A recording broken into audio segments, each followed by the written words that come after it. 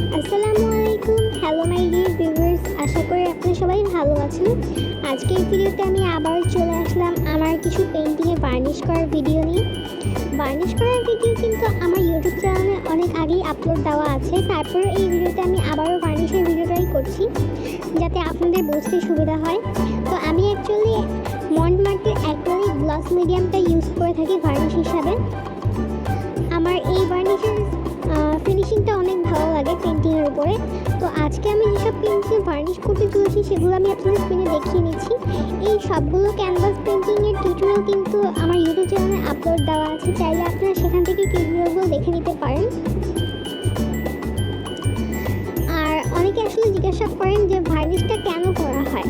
ভার্নিশটা পেন্টিংয়ের উপরে একটা গ্লস টাইপের লেয়ার তৈরি করে, যেটা হচ্ছে গিয়ে আপনার পেন্টিংকে ছত্রাক করা এবং ধুলোবালি থেকে বাঁচায়। আর অনেক দিন পর্যন্ত পেন্টিংয়ের গ্লসিনেস কিংবা শাইনিং ভাবটা ধরে রাখতে সাহায্য করে। পেন্টিংয়ে একটা গ্লসি একটা শাইনি লুক এনে দেয়। আর পেন্টিংটা যখন দেওয়ালে টানানো হয় তখন যাতে এটার আশেপাশে কোনো ছত্রাক ক্রিয়েট না হয় সেটা থেকেও এই বার্নিশটা প্রিভেন্ট করে। তো এখন আমি এই ছোটো ক্যানভাসটায় বার্নিশ লাগিয়ে নিচ্ছি খুব সুন্দর করে। আর আপনারা হয়তো স্ক্রিনে খেয়াল করেছেন আমি বার্নিশ করার আগে ব্রাশটা পানিতে কিছুটা ভিজিয়ে নিয়েছি। এর কারণ হচ্ছে গিয়ে আমার যে ব্রাশটা আমি ব্যবহার করছি এই ব্রাশের হেয়ারগুলো একটু হার্ড টাইপের, আর আমার বার্নিশ করতে যাতে একটু সুবিধা হয় তাই আমি ব্রাশের হেয়ারগুলো একটু নরম করে নেওয়ার জন্য আমি এটা পানিতে ভিজিয়েছিলাম। তো এখন হচ্ছে গিয়ে আমি আমার সেকেন্ড ক্যানভাসটাতে বার্নিশ অ্যাপ্লাই করছি। আর বার্নিশ অ্যাপ্লাই করার সময় কিন্তু অবশ্যই খেয়াল রাখতে হবে কোনোভাবেই কিন্তু একটা পেন্টিংয়ে বার্নিশ করার পর আবারও ব্রাশটাকে পানিতে ভেজানো যাবে না, কারণ এক্ষেত্রে দেখা যেতে পারে যে পেন্টিংয়ে বার্নিশটা আপনার একটু লিকুইড ফর্মে চলে এসেছে।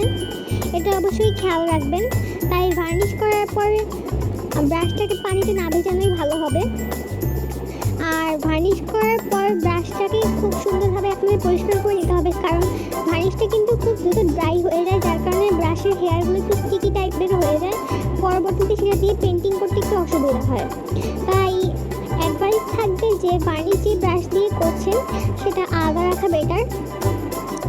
তো এই তো দেখতে পাচ্ছেন আমার কথা বলতে বলতে দ্বিতীয় ক্যানভাসে ভার্নিশ করা শেষ। এখন আমি তৃতীয় ক্যানভাসেতে ভার্নিশ করে নিচ্ছি।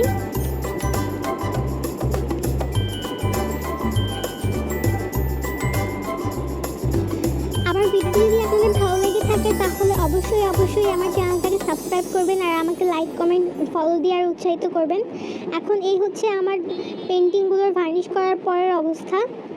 আমি এই পেন্টিংগুলোকে প্রায় 2 ঘন্টার জন্য সেট করার জন্য রেখে দিয়েছিলাম। তো 2 ঘন্টা পর খুব সুন্দর একটা শাইনি লুক কিন্তু পেন্টিংগুলোর উপর চলে এসেছে, যেটা আপনারা স্ক্রিনে দেখতে পাচ্ছেন। তো আজকের জন্য এই পর্যন্তই ছিল। সবাইকে অনেক অনেক ধন্যবাদ। Thank you.